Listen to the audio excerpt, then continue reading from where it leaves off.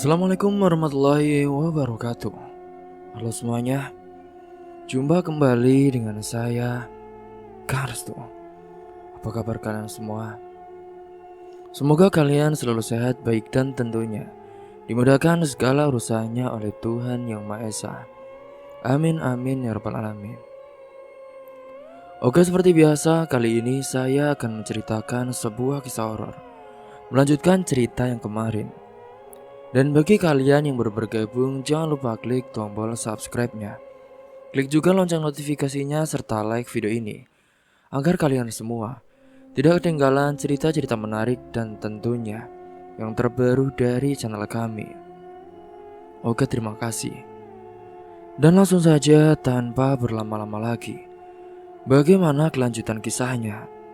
Ini dia ceritanya.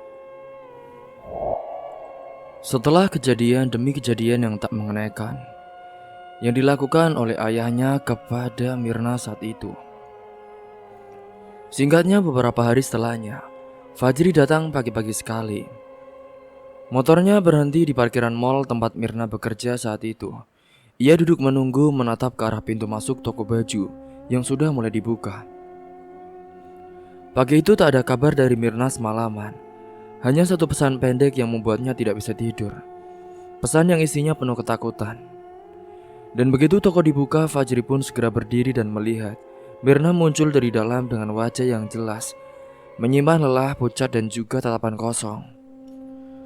Langkahnya lambat saat itu, agak tertatih tapi tetap berusaha, tegar seperti biasanya. Mereka duduk di bangku kecil dekat di belakang mal. Tak banyak kata yang diucapkan, hanya keheningan yang menggantung di antara mereka. "Kenapa kamu gak tunggu aku jemput di rumah sih?" tanya Fajri dengan pelan, tapi penuh perhatian. Mirna menunduk saat itu. Aku gak berani. Aku harus diam-diam kalau keluar. Aku takut dia bangun dan lihat aku pergi." Fajri menatapnya lama, lalu menghela nafas. "Mir, aku minta kamu jujur ya. Memangnya semalam kenapa sih kamu kok kirim pesan kayak gitu? Kamu gak apa-apa kan?" Mirna menggigit bibir, ia ingin bilang semuanya, tapi tenggorokannya tercekat saat itu. Matanya mulai berkaca-kaca, ia memegang lengan Fajri, lalu dengan suara sangat pelan, seperti gumaman, ia pun menjawab. Aku gak ingat semuanya. Tapi waktu aku bangun pagi, rasanya tubuhku sakit sekali. Karena semalam, saat aku membukakan pintu untuk bapak, saat itu aku juga mengalami keributan terus aku pingsan. Dan saat aku bangun paginya, bagian bawahku sakit banget. Aku jalan aja perih sekali, kepalaku pening, dan juga ada lebam di pipi. Aku sempat pingsan semalam kayaknya setelah ditampar oleh bapak. Fajri pun langsung menggenggam tangan Mirna saat itu. Wajahnya tegang, nafasnya tertahan. "Mirna, kamu harus laporin ayahmu loh. Ini sudah kriminal. Dia bisa masuk penjara. Kamu harus ambil tindakan, Mirna." Mirna menggeleng dengan cepat. Air matanya jatuh satu-satu. "Gak bisa sayang. Aku takut kalau aku laporin, dia bisa nyakitin Ana sama Upi. Ayah kan orangnya nekat. Jadi dulu ibu aja bisa meninggal karena jantungnya agak kuat digituin. Kalau sampai dia tahu aku laporin, aku takut dia bunuh diri atau bunuh orang lain." Fajri terdiam, ia tahu Pak Wendy memang kasar, tapi tak pernah menyangka semuanya bisa separah ini. Tangannya mengepal, wajahnya muram, ia ingin sekali bertindak sekarang juga, tapi ia masih menahan diri. Ia tidak bisa gegabah, apalagi jika keselamatan Ana dan Upik juga terancam. "Kamu kerja dulu aja ya, tapi kita harus rencanakan. Kita gak bisa terus kayak gini. Pokoknya aku bantu kamu keluar dari situ deh." Mirna hanya mengangguk. Hari itu berjalan seperti biasanya di toko.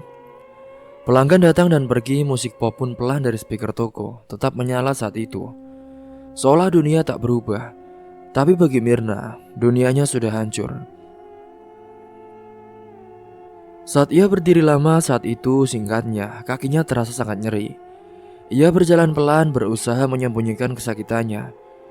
Teman-teman kerjanya tidak ada yang bertanya langsung, hanya sekali menatapnya heran. Salah satu temannya, Via, sempat mendekat saat istirahat. "Mir, kamu sakit ya? Mukamu kok pucat banget sih? Kamu juga jalannya juga pelan." Mirna tersenyum kecil saat itu.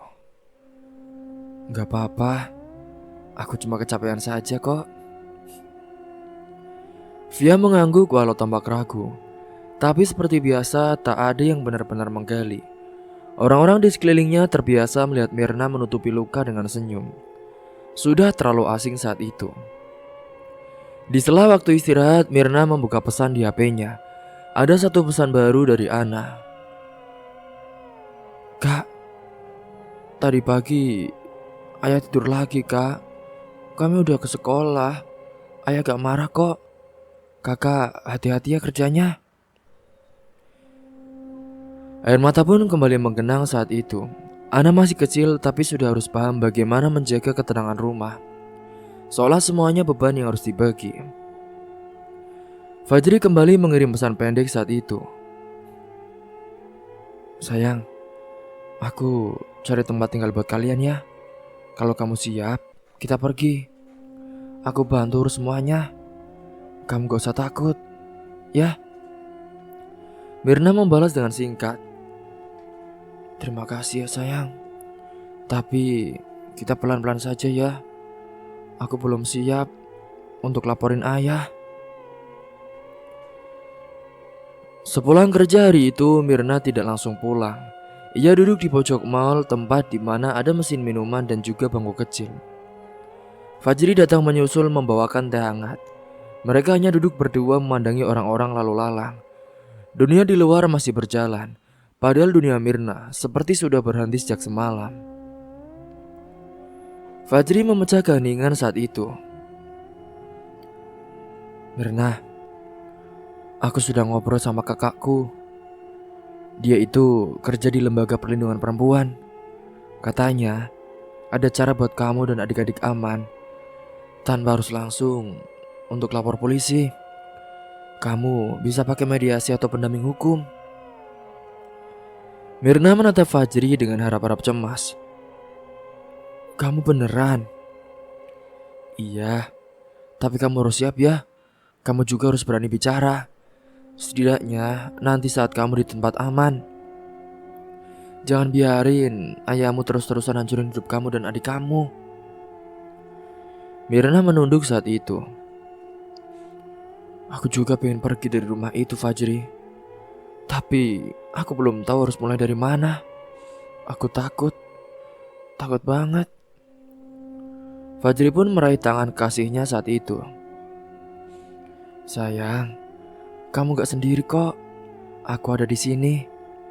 Aku janji, aku bakal temenin kamu sampai akhir." Malam itu pun Mirna pulang lebih lambat dari biasanya. Saat sampai rumah, Pak Wendy sudah tidur atau pura-pura tidur. Saat itu rumah sepi, Ana dan Upik pun sudah tidur di kamar. Mirna mengecek mereka, mencium kening keduanya, lalu masuk ke kamarnya sendiri. Ia duduk di ujung ranjang, membuka ponsel dan kembali membaca pesan dari Fajri. Pesan itu memberinya kekuatan bahwa di luar sana masih ada orang yang peduli, bahwa masih ada harapan. Ia pun mulai menulis sesuatu di catatan ponselnya. Semua yang terjadi dari awal sampai malam itu, semua perlakuan ayahnya, semua rasa takut, luka dan juga air mata. Ia menulis semuanya agar tidak lupa. Agar suatu hari saat ia cukup kuat, ia bisa menunjukkannya pada dunia. Kini setelah ia menulis satu paragraf demi satu paragraf, hingga akhirnya ia pun menangis lagi. Tapi kali ini bukan karena takut, tapi karena sedang mempersiapkan keberanian. Malam itu pun Mirna tidur dalam posisi duduk. dengan HP masih menyala dan layar catatan yang terbuka. Di dalam rumah yang gelap dan juga penuh ketakutan, tumbuh satu cahaya kecil, harapan yang perlahan akan membesar. Karena sekarang Mirna tahu ia tidak sendiri lagi, dan ia akan mulai berani melawan perlakuan buruk dari ayahnya sendiri. Kini saat itu singkatnya. Malam itu udara sangat dingin, tetapi keringat dingin telah membasahi leher dan juga punggung Mirna. Ia tidur dengan posisi duduk bersandar di dinding kamarnya. Jendela tertutup rapat, gorden ditarik, dan lampu temaram dari lorong luar hanya menembus celah bawah pintu. Ia belum benar-benar tertidur. Matanya merah dan juga bengkak, nafasnya pelan, seperti menahan semuanya agar tidak meledak dalam satu teriakan panjang. Jam menunjukkan hampir pukul 1 dini hari. Ketika saat itu, langkah kaki terdengar dari ruang tengah, pelan seperti disengaja agar tak menimbulkan suara. Tetapi cukup membuat dada Mirna berdegup lebih kencang.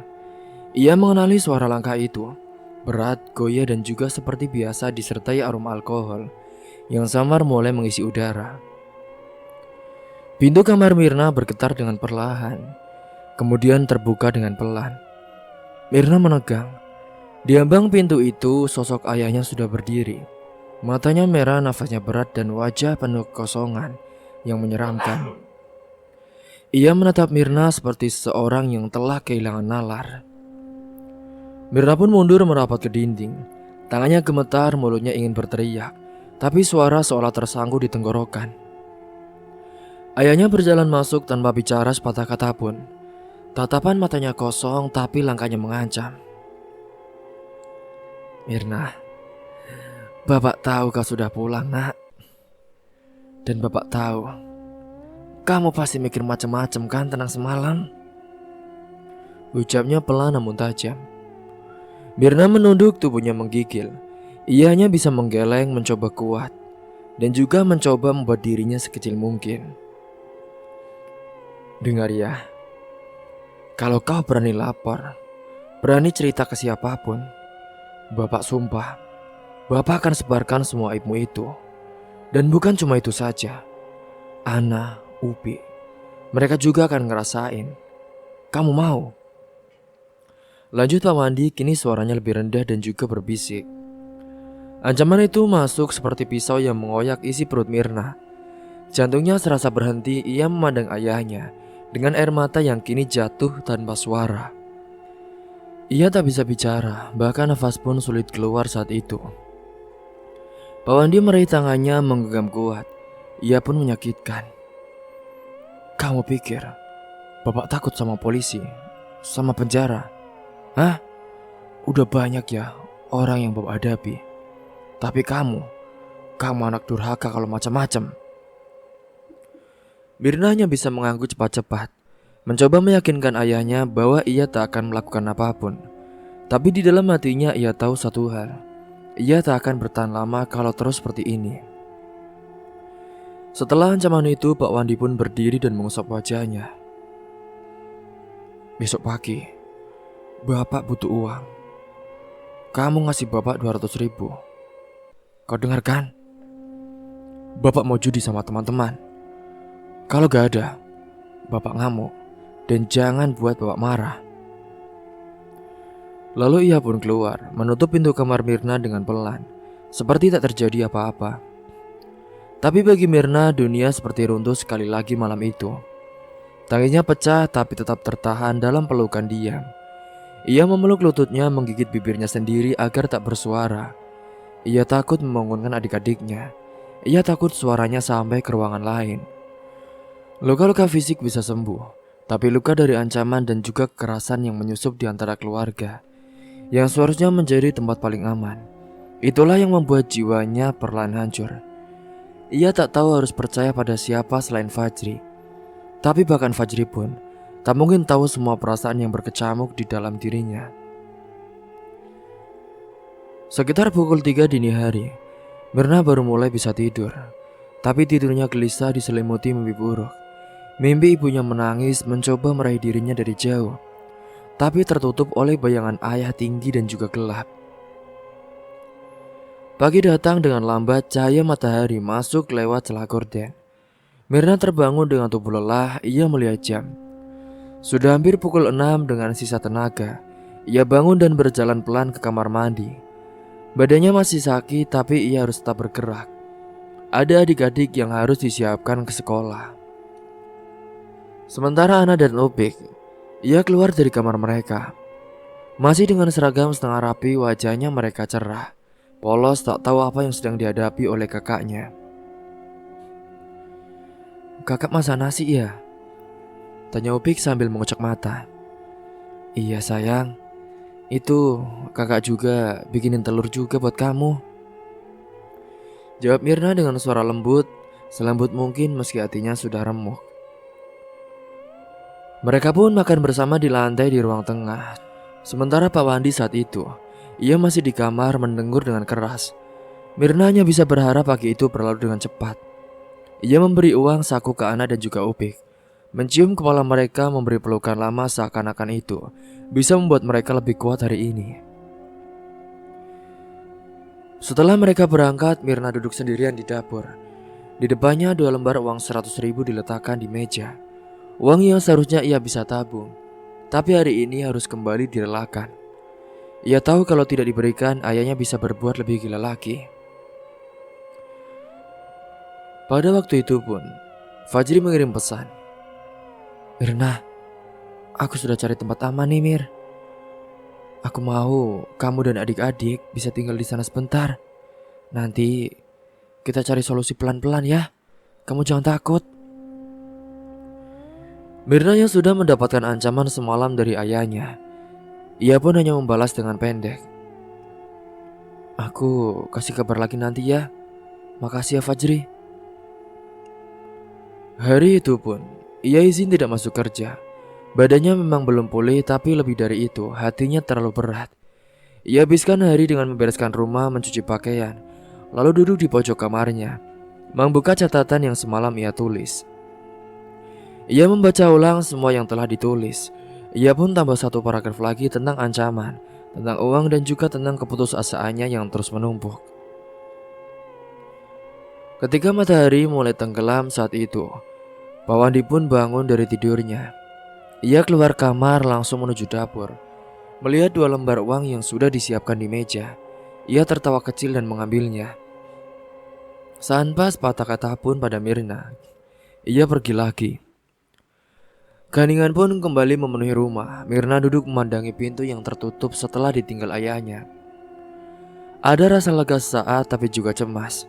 Ia tahu malam itu malam akan datang lagi. Dan malam-malam seperti kemarin bisa terulang kapan saja. Hari itu untuk pertama kalinya Mirna membuka peta di HP-nya. Ia ketik 1 lokasi rumah aman perlindungan perempuan. Titik itu pun muncul di layar tak terlalu jauh. Mungkin berjarak 30 menit dari rumahnya. Tangannya gemetar tapi jemarinya bergerak. Ia menekan tombol simpan lokasi. Karena entah kapan saat ia sudah benar-benar tidak kuat. Mungkin tempat itu adalah satu-satunya jalan keluar. Dan ia harus siap. Demi dirinya, demi Ana dan Opik, dan juga demi hidup yang masih bisa diselamatkan. Ini singkatnya beberapa hari setelahnya. Pada malam itu, udara terasa pengap. Langit mendung dan suara petir terdengar di kejauhan. Di tempat remang-remang di pinggir kota, Pak Wandi sedang duduk bersila bersama 4 orang temannya. Botol-botol minuman keras berserakan, tumpukan kartu dan juga uang memenuhi meja kayu tua yang tampak kumal. Malam ini keberuntungan memihak padanya. Ia menang besar, jumlah yang cukup untuk membuatnya merasa seperti raja kecil.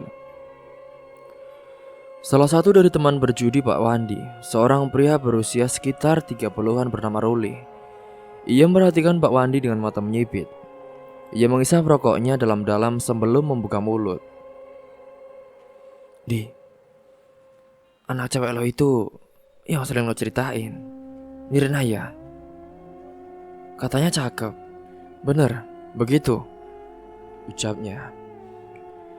Pak Wandi tertawa sambil menenggak minuman keras. Ia tidak menjawab langsung, malah memainkan gelasnya, membiarkan suasana sedikit menggantung sebelum akhirnya menoleh ke Ruli. "Ya emang cantik lah anakku. Kalau lo mau, datang aja ke rumah. Tapi lo harus ingat ya, harus tahu diri lah, bawa uang yang banyak. Kalau lo bawa uang, gue bisa atur semuanya. Lo bantu gue bantu lo. Jawabnya dengan santai, seolah sedang berbicara tentang barang dagangan. Roli pun menyeringai. Serius Londi? Serius lah. Dia kan belum nikah. Lo main cantik, bikin dia lulu, siapa tahu cocok. Lagian, gue juga butuh duit. Kau kan menang banyak malam ini, jadi bagi rezekilah sama gue. Obrolan kotor itu berlanjut sambil tertawa-tawa. Tidak ada sedikit pun rasa bersalah di wajah Pak Wandi. Tidak ada rasa malu berbicara tentang anak kandungnya, seolah barang yang bisa ditukar dengan uang dan juga kesenangan. Menjelang tengah malam, Roli dan dua temannya pun ikut ke rumah Pak Wandi. Mereka berjalan sedikit semboyongan, berisik dan membawa bau alkohol yang menyengat. Saat pintu rumah dibuka, suasana gelap dan sunyi menyambut mereka. Ana dan Upik sudah tertidur di kamar. Mirna yang baru saja saat itu selesai mencuci pakaian dan sedang melipat baju di kamarnya, terkejut ketika mendengar suara gaduh dari depan. Mirna, bikin minum buat tamu. Suara ayahnya menggema dari ruang tengah. Dengan jantung berdebar saat itu, Mirna pun melangkah keluar kamar. Ia mengenakan daster sederhana, rambutnya dikuncir asal. Wajahnya pucat ketika melihat ayahnya datang bersama 3 lelaki asing. Ia menunduk dalam, hatinya penuh kecemasan. Namun ia tak berani melawan. Cepatlah, lama sekali sih, bentak ayahnya. Mirna mengangguk pelan lalu menuju dapur. Ia menyalakan lampu dan mulai menyiapkan air panas untuk kopi. Namun saat itu, tiba-tiba ada langkah kaki berat terdengar yang mendekat. Itu Roli masuk ke dapur, menutup pintunya perlahan. Mirna pun langsung menoleh saat itu. Hei, boleh kenalan dulu nggak? Ucap Roli sambil mendekat. Suaranya dibuat sehalus mungkin tapi nadanya menjijikan.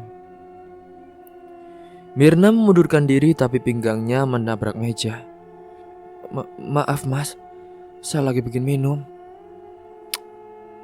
Tadi ayahmu bilang ya, kamu ini gadis baik, pintar, cantik, dan juga bisa menyenangkan, memuaskan kalau tahu caranya. Mirna membeku saat itu. Rasa ngeri merayap dari ujung kaki hingga kepala. Mas, tolong jangan ganggu saya mas, ucapnya dengan suara gemetar terbata-bata. Namun pintu dapur kembali terbuka, 2 teman Ruli ikut masuk. Mereka menutup pintu, tak ada jalan keluar. Mirna mencoba berteriak, tapi salah satu dari mereka pun membekap mulutnya saat itu. Tangannya mencakar, menendang, tapi dia sia-sia. Ia dihadapkan pada kekuatan 3 lelaki dewasa. Di dalam rumahnya sendiri, di bawah atap yang seharusnya melindunginya. Kejadian itu pun berlangsung begitu cepat, tapi menyisakan trauma seumur hidup. Mirna dipaksa diam, dipaksa menunduk. Ia dipaksa menyerah. Ia pun dipaksa untuk melayani ketiga pria-pria itu dengan kejam. Setelah semuanya selesai, ia tergeletak di lantai dapur. Pakaiannya robek, tubuh memar dan mata kosong. Ruli dan 2 temannya pun keluar sambil tertawa, menggenggam uang yang diberikan oleh Pak Wandi. Sang ayah hanya duduk sambil merokok, tidak mengatakan apa-apa. Ketika mereka pergi, ia masuk ke dapur melihat Mirna yang sudah tergeletak tak berdaya, dengan ceceran-ceceran yang menjijikan saat itu di tubuhnya. Haha, ini semua karena kamu. Kalau kamu patuh, semua gak bakal separah ini.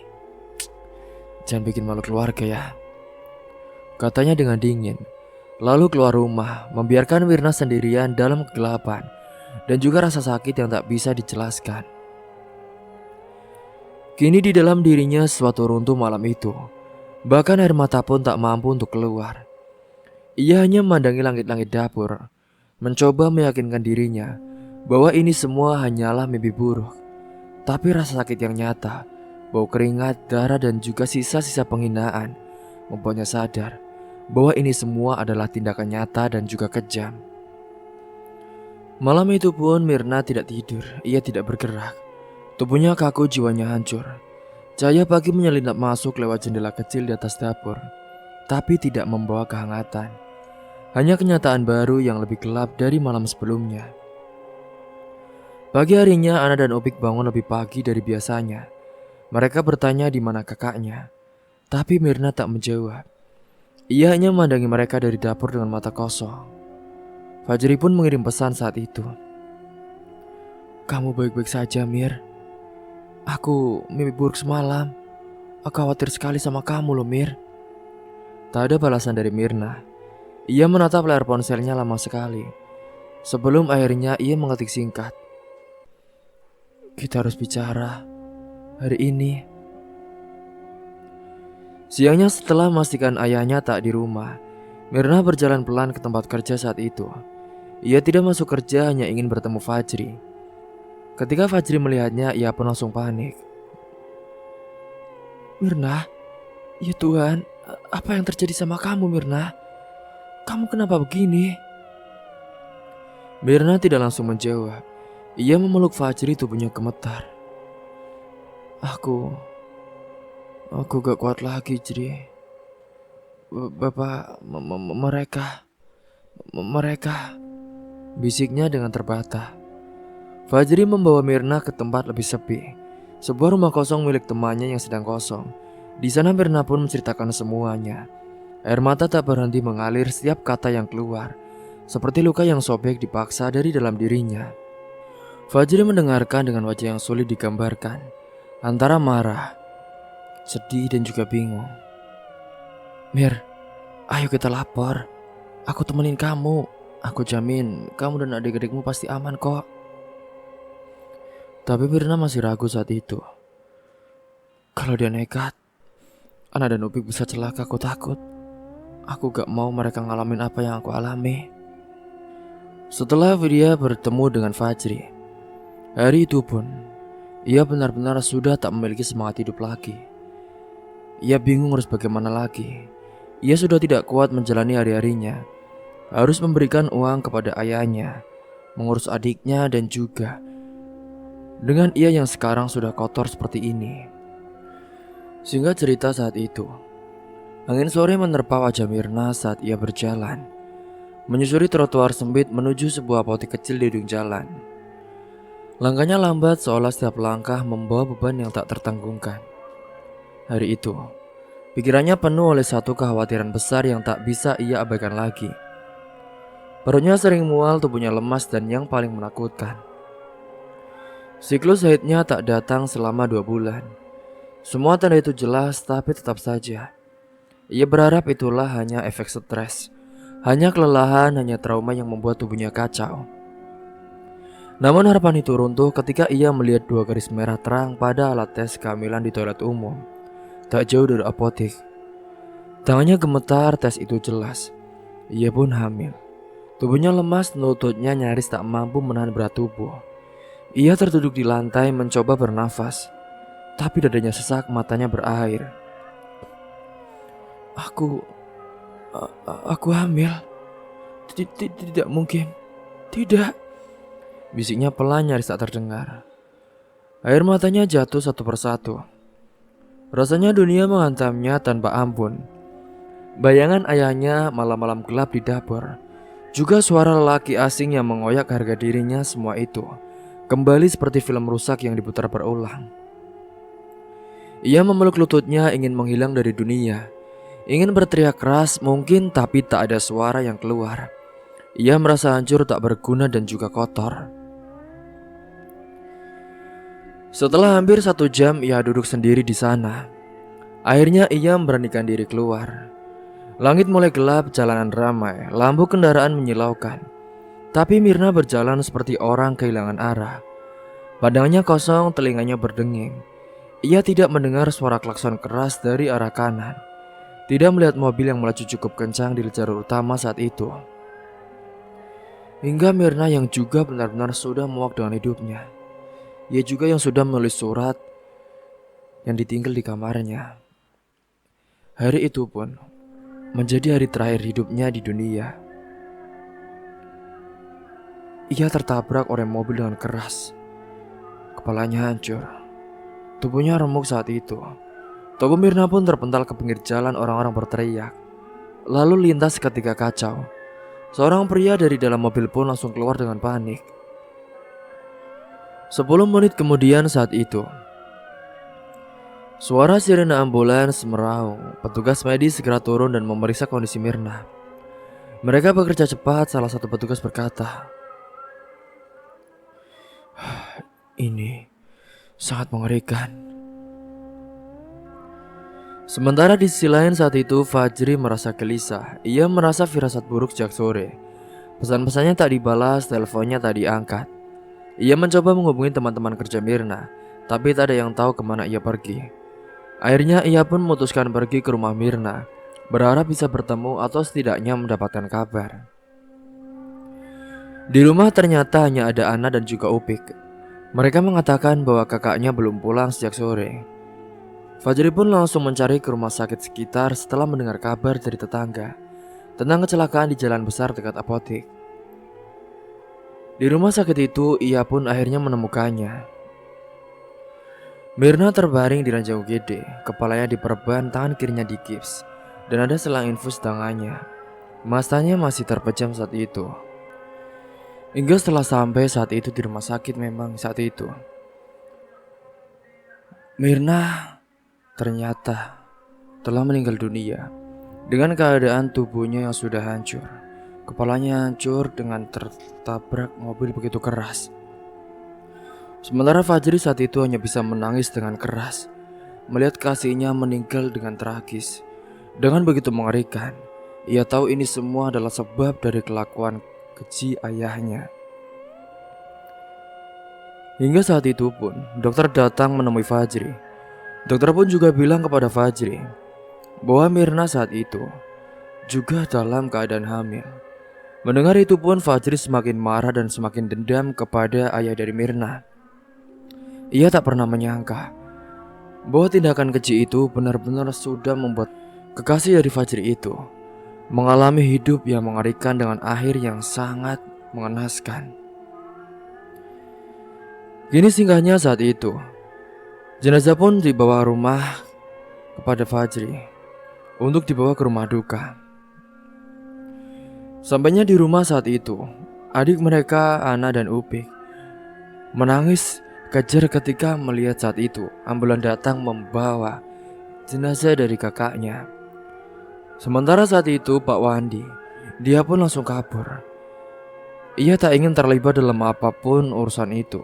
Ia tahu pasti saat itu Mirna bisa saja sudah melakukan hal-hal yang nekat, termasuk bunuh diri, yang membuat saat itu ia meninggal dengan mengerikan. Hujan turun saat itu perlahan saat jenazah Mirna dimasukkan ke dalam liang lahat. Suasana pemakaman penuh isak tangis dan wajah-wajah duka. Fajri berdiri paling depan, mengenakan pakaian serba hitam yang basah oleh hujan. Tangannya gemetar saat menaburkan bunga terakhir di atas tanah basah itu. Di sampingnya saat itu singgahnya Ana dan Upik memeluk satu sama lain dengan erat. Tubuh mereka gemetar menahan kesedihan yang terlampau besar untuk usia mereka. Beberapa tetangga ikut hadir terdiam, menunduk menahan emosi, melihat nasib gadis baik yang selalu berlihat sabar kini hanya tinggal lama di batu nisan sederhana. Fajri menatap lama nama itu, nama yang kini hanya akan hidup dalam keheningan. Ia teringat siap senyum Mirna, setiap kata lembut dan juga keberanian yang tak pernah ia tunjukkan secara terang-terangan, tapi nyata terasa dalam cara Mirna bertahan di dalam hidup. Setelah pemakaman saat itu, Fajri kembali mendampingi Ana dan Upik. Kini mereka sementara tinggal bersama dengan keluarga Fajri yang bersedia menampung mereka. Sementara itu polisi pun mulai bergerak cepat. Laporan yang disertai Fajri dengan bukti fisik dan saksi-saksi termasuk tetangga yang sering mendengar teriakan dari rumah Mirna membuat kasus ini segera naik ke tingkat penyelidikan serius.